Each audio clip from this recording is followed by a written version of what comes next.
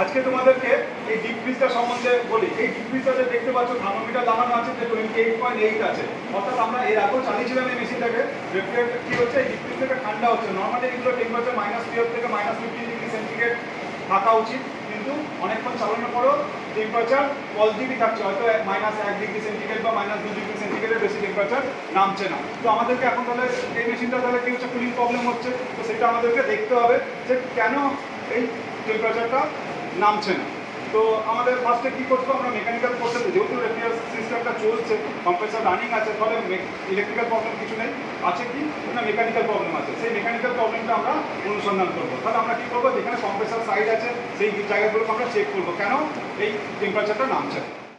এইখানে দেখো তোমরা যে এইখানে আমরা দেখতে পেলাম যে এটা হচ্ছে ড্রায়ার, তারপরে এক্সপানশন ডিভাইস শুরু হয়েছে। তো আমরা প্রবলেমটা একটা দেখতে পাচ্ছি, আইডেন্টিফাই করতে পারছি যে এইখানে দেখো যে এটা হচ্ছে ইভাপোরেটর, ঠিক আছে, ইনলেট। তো এইখানে দেখো সোয়েটিং কাটছে, এত জলের টপ, ঠিক আছে। অর্থাৎ এইখান পর্যন্ত পুরো ড্রাই আছে, এইখান থেকে সোয়েটিং কাটছে। ফলে আমরা এইখান থেকে একটা বুঝতে পারছি যে ক্যাপিলারি চোক আছে, অর্থাৎ ক্যাপিলারি ব্লক আছে। তার ফলেই এখান থেকে আমরা একটা কনক্লুশন আসছি যে তার মানে ক্যাপিলারি চোক থাকার ফলে কী হচ্ছে না, রেফ্রিজারেন্টটা পাস করতে পারছে না। ফলে কী হচ্ছে, আমরা প্রপার রেফ্রিজারেন্ট ফ্লো হতে পারছে না, ফলে কী হচ্ছে, কুলিং হচ্ছে না।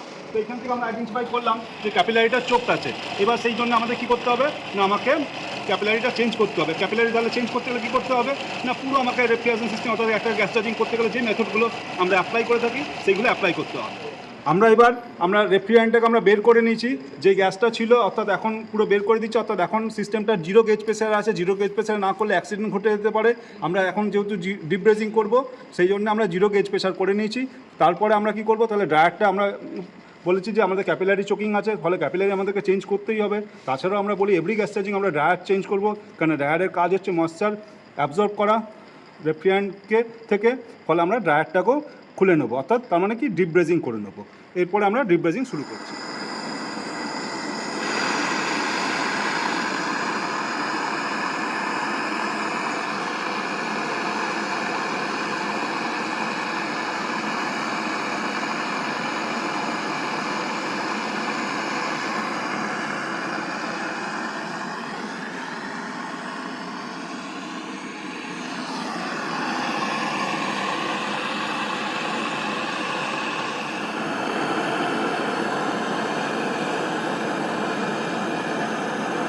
আমরা ক্যাপিলারিটা খুলে ফেলেছি।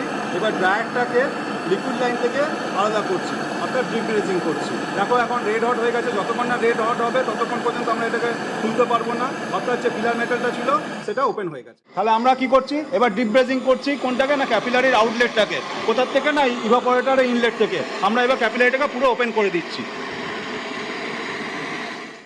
আমরা ড্রাই নাইট্রোজেন দিয়ে ফ্লাশিং করছি, অর্থাৎ কনডেন্সারটাকে আমরা ফ্লাশিং করছি।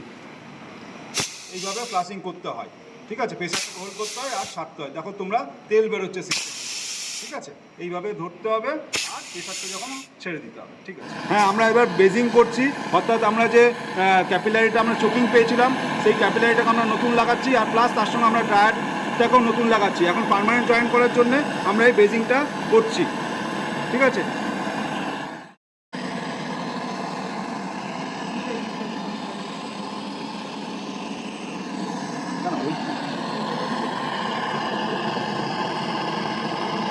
এবার বেজিংটা প্রপারলি হয়েছে কিনা, অর্থাৎ ব্যাক সাইডটা ফিলার মেটালটা লেগেছে কিনা সেটা আমরা এই মিরার দিয়ে আমরা দেখতে পাচ্ছি। তো রডটা একদম সুন্দরভাবে লেগেছে, অর্থাৎ 100% লিক প্রুফ হয়েছে।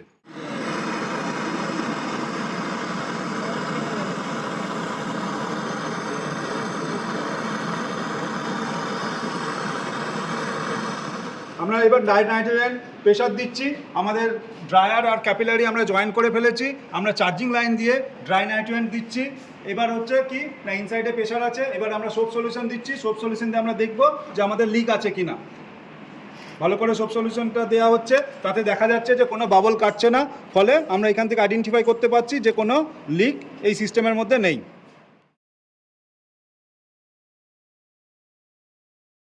আমরা সুইচ অন করে ফেলেছি। এবার দেখো এখানে আমরা এই ভাল্বটাকে ওপেন করিনি, এখন 0 গেজ প্রেসারই আছে। আমরা এবার এই ভাল্বটাকে ওপেন করছি। দেখো ভ্যাকুমের দিকে শুরু হয়ে গেছে, অর্থাৎ বিলো অ্যাটমসফিয়ার প্রেসার দিকে কাটাটা যেতে শুরু করেছে। এইভাবে আমরা এখন ভ্যাকুম করতে থাকবো প্রায় 30 ইঞ্চ অফ এইচজির কাছাকাছি। আমরা এইটাতে হাইড্রোকার্বন ব্লিন রেফ্রিজারেন্ট চার্জ করব। তো এইখানে দেখতে পাচ্ছ যে 170 গ্রাম সিলিন্ডারের মধ্যে রেফ্রিজারেন্ট আছে।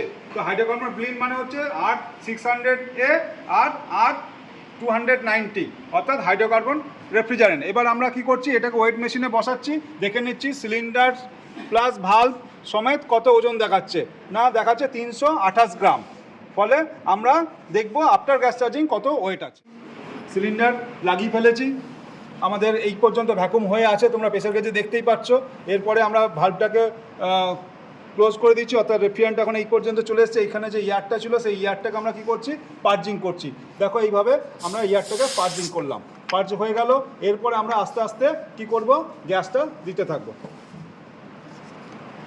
কিছুটা গ্যাস আমরা দিতে থাকবো, এইভাবে অল্প অল্প করে ভ্যাকুমটাকে আমরা ব্রেক করব, অল্প অল্প করে দিয়ে। দেখতেই পাচ্ছ যে এখন কত টেম্পারেচার হচ্ছে, -10.8 ডিগ্রি সেন্টিগ্রেড। তো এর আগে তোমরা দেখতে পেলে মেশিনটা অটো কাট হলো, -16 ডিগ্রি সেন্টিগ্রেডে অটো কাট হয়েছিল। এখন আস্তে আস্তে কী হচ্ছে, টেম্পারেচারটা নামছে, আবার থার্মোস্ট্যাট থেকে আবার রিস্টার্ট হবে। তো তারপর আমরা বুঝতেই পারছি আমাদের গ্যাস চার্জিংটা প্রপার হয়ে গেছে। ফলে আমরা এবার কী করছি, আমরা সেটাকে খুলে দিয়েছি। এরপরে আমরা সেটা সিলিন্ডারে ওয়েট করে দেখবো যে কত রেফ্রিজারেটর ওয়েট হচ্ছে। তোমরা দেখতেই পাচ্ছ তাহলে কত, 170 গ্রাম গ্যাস আছে। এটা কিছুটা হাইড্রোকার্বন ব্লিন ছিল। তো আমরা ওয়েট মেশিনে ওজন করে দেখলাম যে 170 গ্রাম পুরো গ্যাসটাই লেগেছে, অর্থাৎ 328 গ্রাম ছিল, সেখান থেকে পুরো গ্যাসটাই আমাদের পুরো ক্যানটা অর্থাৎ শূন্য হয়ে গেছে, অর্থাৎ কোনো এর মধ্যে রেফ্রিজারেন্ট নেই, অর্থাৎ শুধু ক্যানের ওয়েটটাই আমরা দেখতে পেয়েছি। ফলে আমাদের 170 গ্রাম গ্যাসই সিস্টেমে লেগে গেছে। আর আমরা সাকসেস প্রেশার কত রাখলাম তাহলে দেখতে পেলে, না 8 PSI রেখেছি। তো মোটামুটি এইভাবে আমরা গ্যাস চার্জিং করি, আমরা কুলিং এফেক্টও পাচ্ছি, আমাদের ডিপ ফ্রিজটা খুব সুন্দরভাবে ঠান্ডা হচ্ছে, আমরা সুন্দরভাবে গ্যাস চার্জিং করতে পারি। এইভাবেই তাহলে তোমাদেরকে গ্যাস চার্জিং করতে হবে। আশা করছি তোমরা বুঝতে পারছো কীভাবে গ্যাস চার্জিং করতে হয়, পুরো মেথডটা তোমাদের ক্লিয়ার হয়ে গেছে। তাহলে এইভাবেই আমাদের গ্যাস চার্জিং করতে হবে।